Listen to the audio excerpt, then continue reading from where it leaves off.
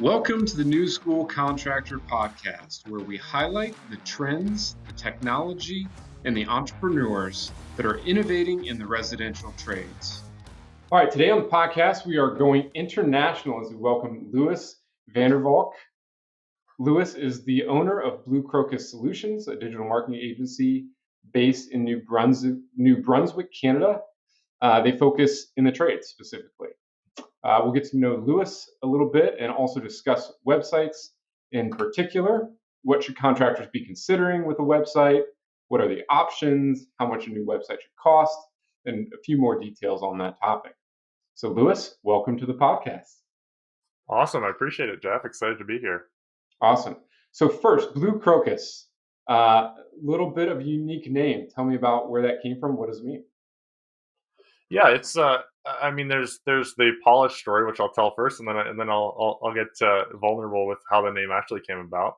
But really, crocuses are a favorite flower of mine. They signal, the spring is coming, winter's over, and for contractors, a lot of that means work is about to get going. Some contractors work through the year on doing some inside work, but a lot of trades like asphalt paving, that sort of thing, they are, they're kind of constricted by the weather, right? So as the spring comes around, things get going, and I kind of came up with the idea that we're going to help you make your spring even better. We're going to help you bring you out of that dark, cold, depressing winter where no jobs are coming in, no one's asking for quotes. We're going to bring you into summer, bring you into spring where everything comes to life and everything comes together. Truly, how the name came about though was I was just kind of brainstorming for names. I knew I was going to do I knew what I was doing for a company. I was like, well, I got to have a name, right? And I actually had this water bottle on my desk every once in a while. I've gone through a couple of these same ones here, and I was like, Blue Jug Solutions. That'd be sweet. Turns out there was a company in Texas that was already called that, and the blue for whatever reason just it kind of stuck with me, and so I settled on Crocus and then kind of developed the story out from there. Very cool. Very cool. So give us a quick overview of the services you provide and maybe a little bit about your customer base as well. Absolutely, yeah. So our specialty is in search engine optimization. So helping you get your website to a point where when people search for a roofer near me or a contractor in whatever trade near me, your site is one that comes up right near the top. The stats are that you and I, when we're looking for a roofer or home remodeler, we're not going to the second, third page.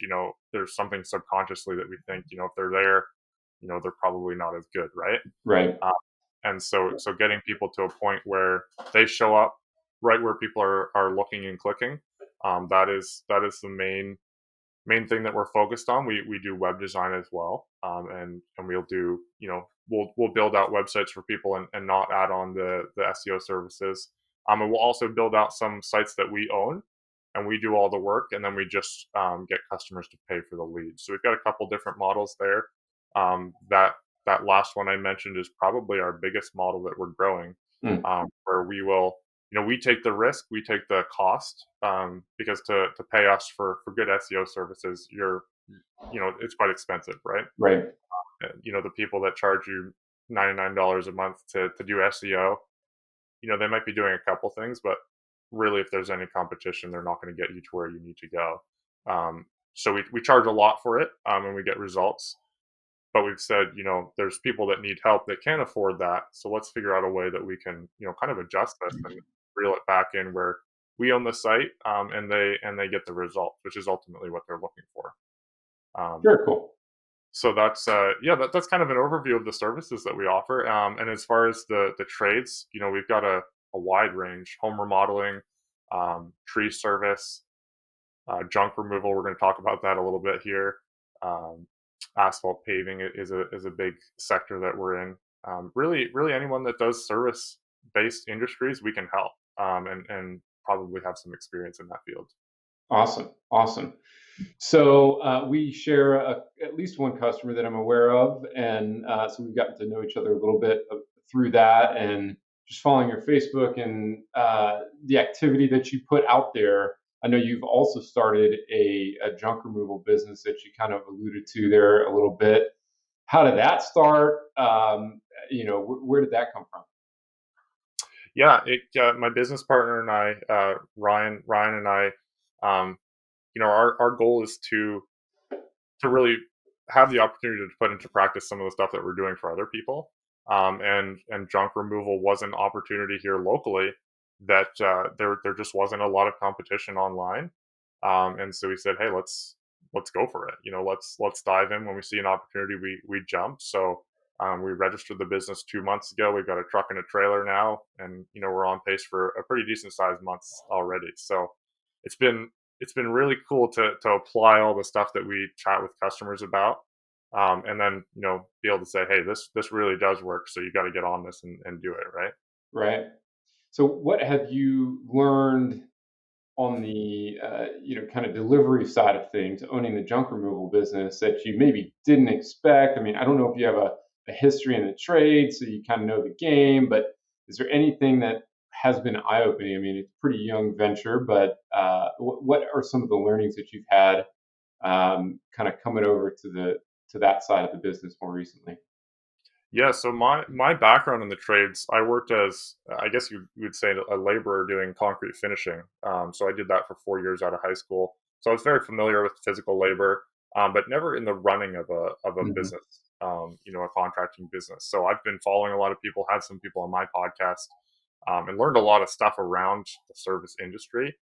So to start to put some of that into play, that's probably been the biggest learning experience. The lead generation side of things, the website side of things, that's just kind of a continuation of everything we already do.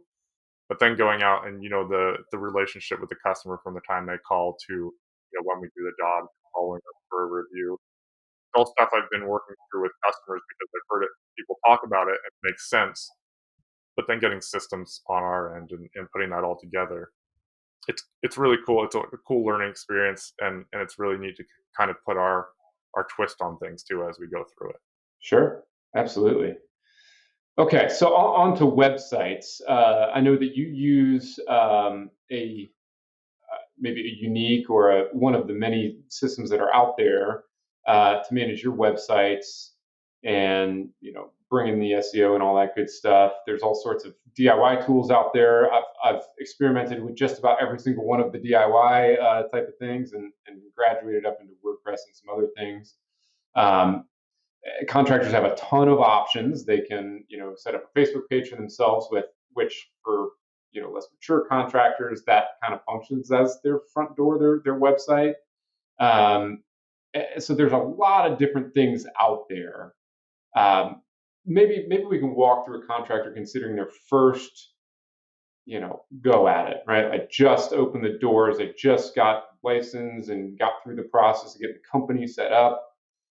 What are the things that contractors can do at the very, very first outset that makes sense? That might be, maybe not the blue crocus solution, but maybe something like just out of the gates. What are some tips that you would offer to somebody just getting out of the gates?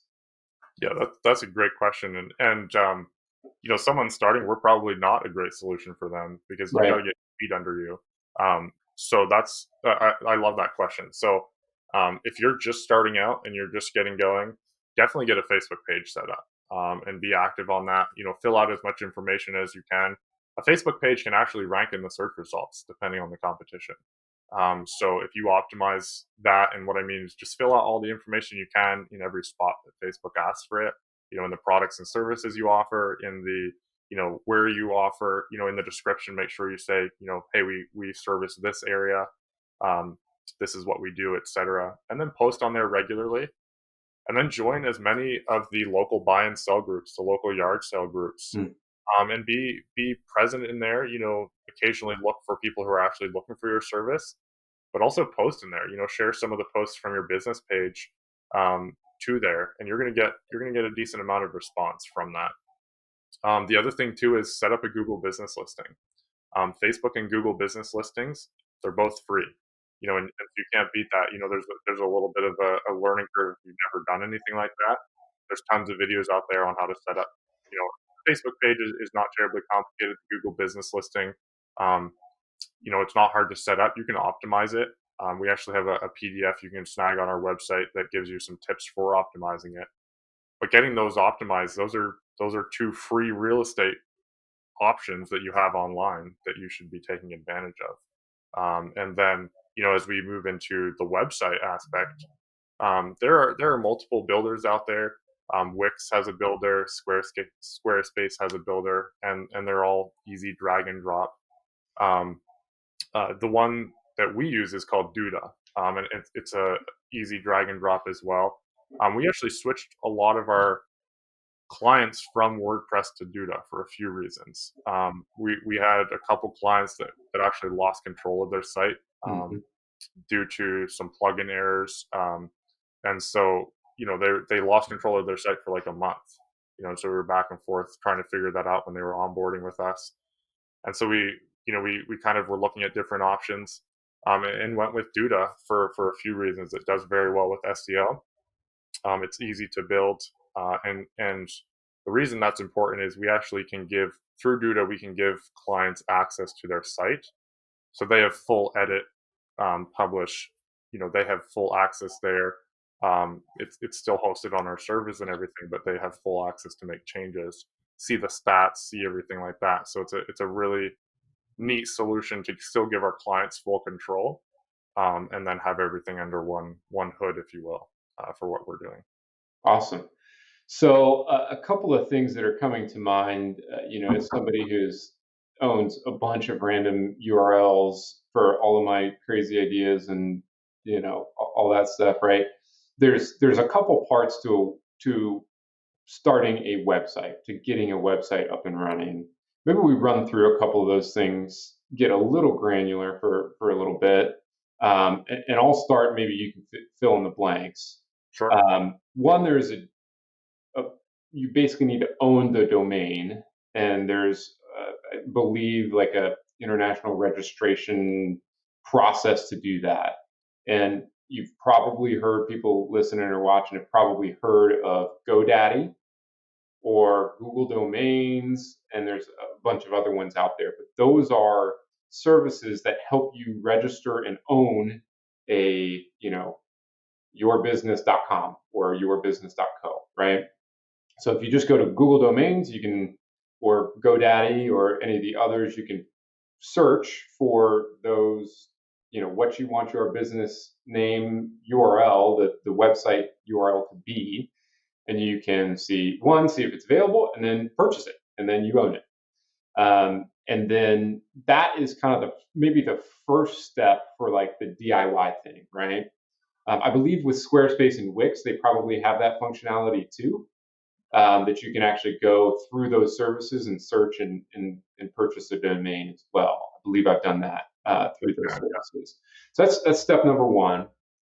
If you aren't going through those services that, like a Squarespace, a builder, a website builder, and going through the process to get the domain there, then there's a process of kind of mapping the website builder to the website name.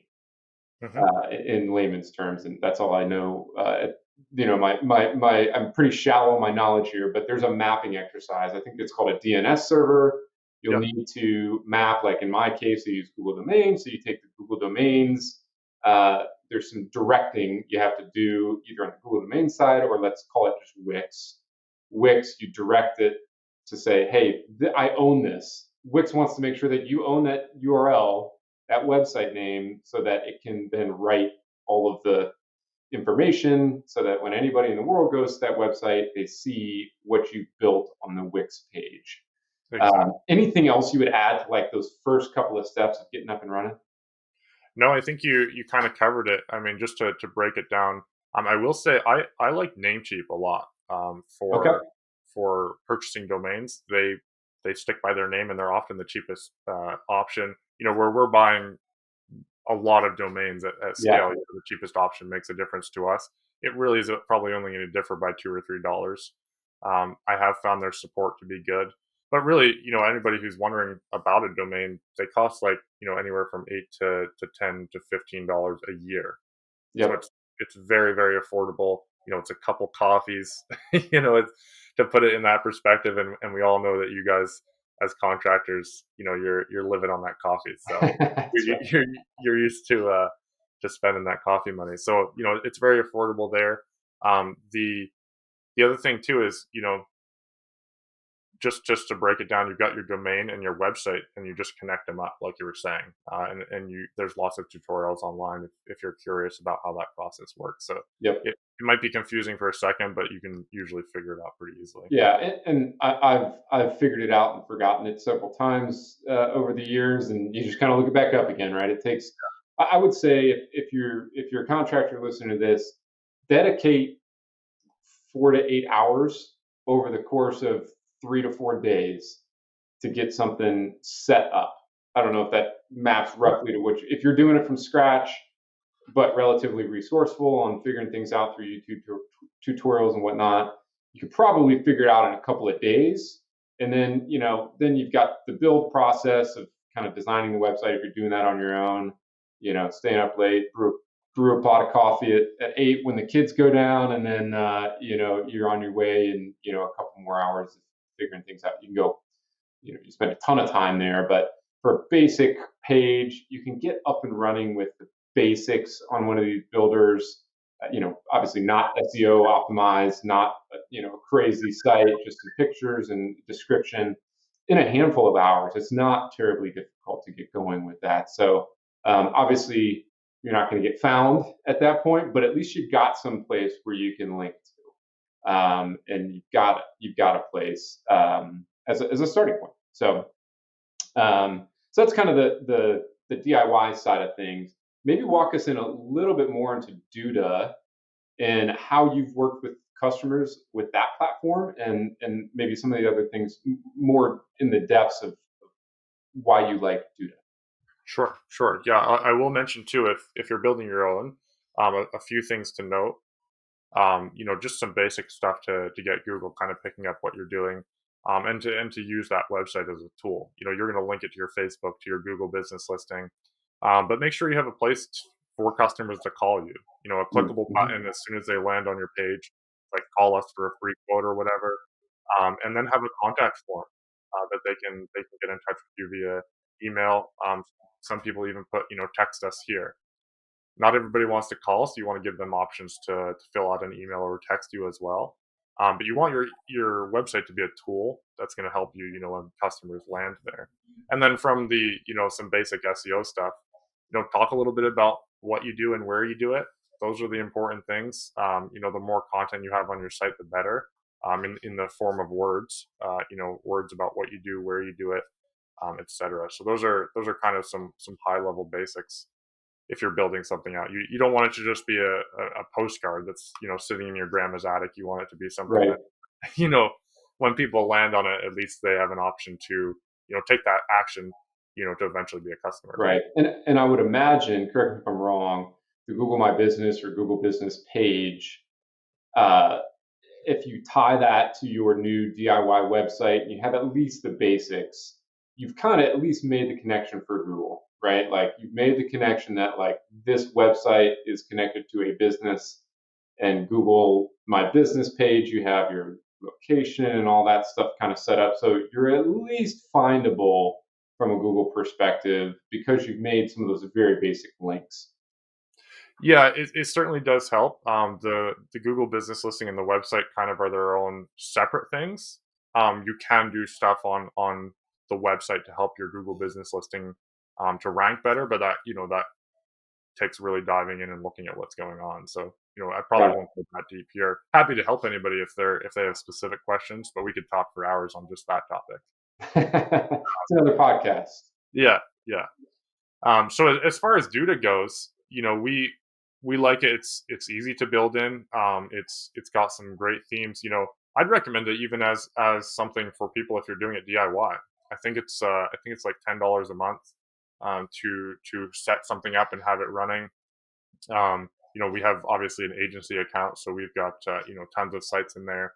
Um, but what it's got a few things. It's got some fantastic themes that you can just start off with, and a lot of the builders will have some great themes. I'm just really familiar with what we're doing here.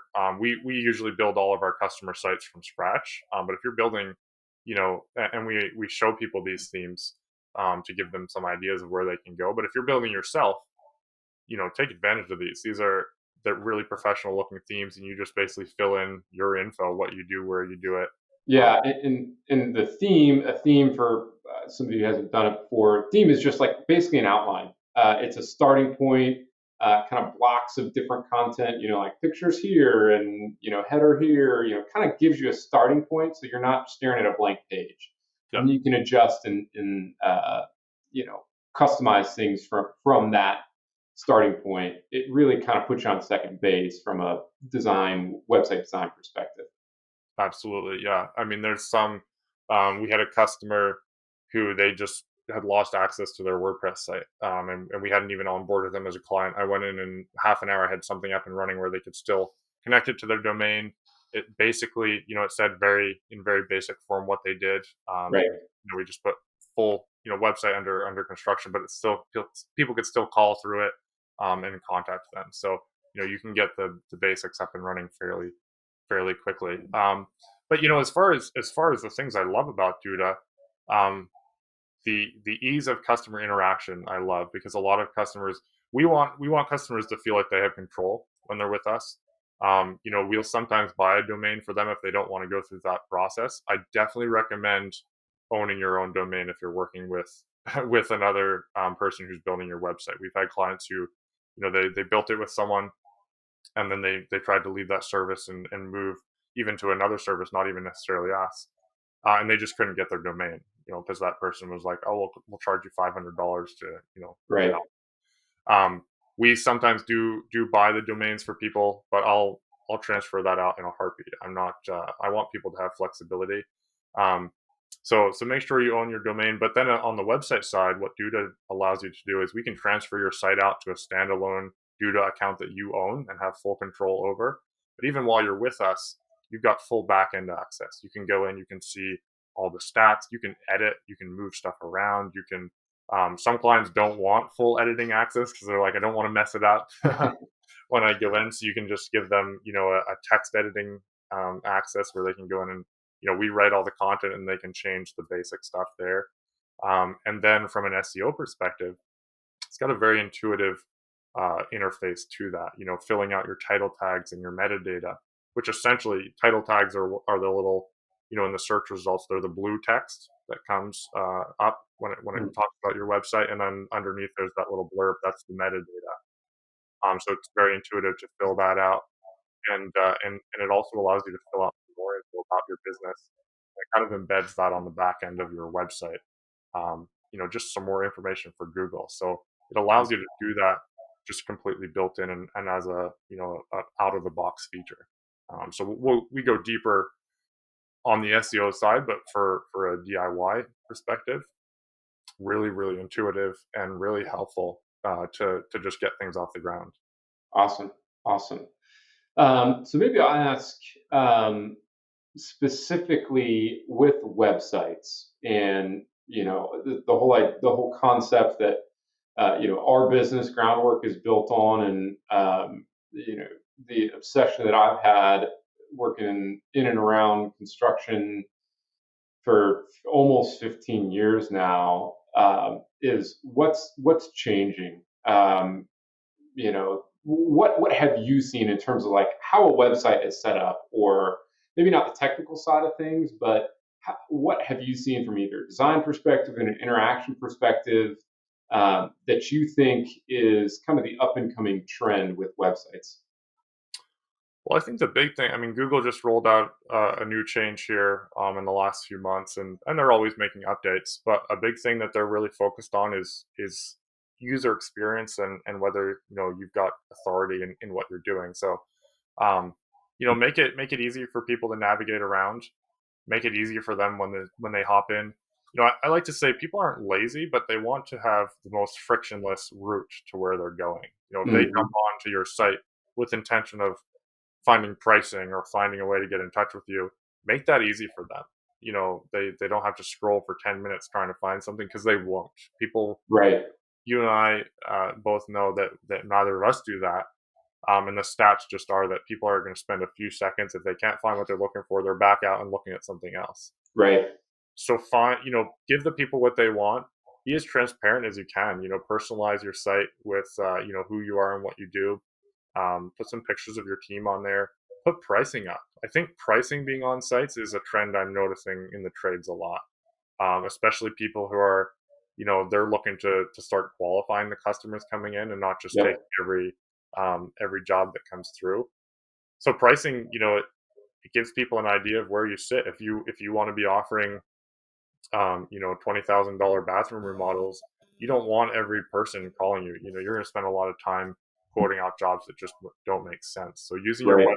website as a sales tool, as a qualification tool, this is something we're working on with our mutual client. Is how can we figure out how to best get it set up so that he can send clients to a page about how much does a bathroom remodel cost, how much, Right. what can I expect for a low, mid, and high range bathroom remodel, and kind of go through things there. So I think using your website as an information and sales tool um, is a trend that I think will just keep getting refined as more and more people see the value in that. Yep. Yeah. So I'm gonna step up on my soapbox here, because I mean I think you're exactly right.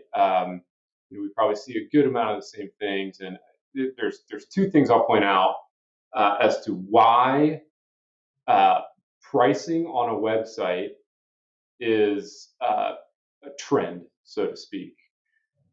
One, people can find the price somewhere.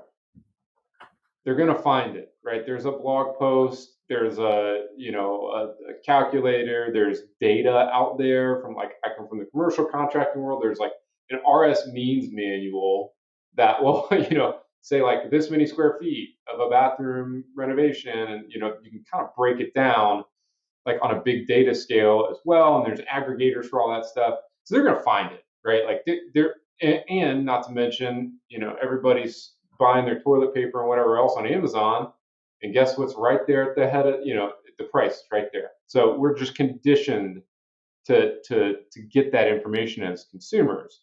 So that's one thing. The second thing is, at least right now in the States, and I'm sure I know to some extent up in Canada, uh, the market's just bonkers, right? So there is a need to qualify leads because the demand, the interest, and the phone call, website volume, search volume is so high for many of these services that it just makes sense to kind of come right out with it, right? To just get them the information that they need, so that you're not spending a bunch of time back and forth beating around the bush on things.